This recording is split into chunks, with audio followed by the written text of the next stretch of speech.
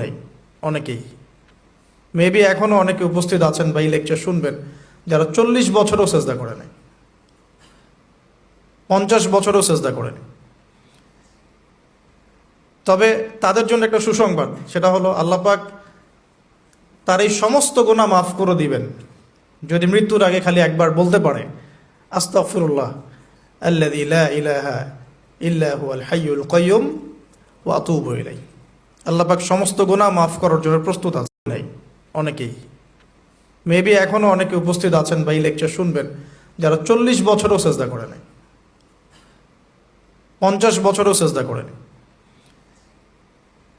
তবে তাদের জন্য একটা সুসংবাদ, সেটা হলো আল্লাহ পাক তার এই সমস্ত গুনাহ মাফ করে দিবেন যদি মৃত্যুর আগে খালি একবার বলতে পারে আস্তাগফিরুল্লাহ আল্লাযী লা ইলাহা ইল্লা হুয়াল হাইয়ুল কাইয়্যুম ওয়া আতুবু ইলাইহি।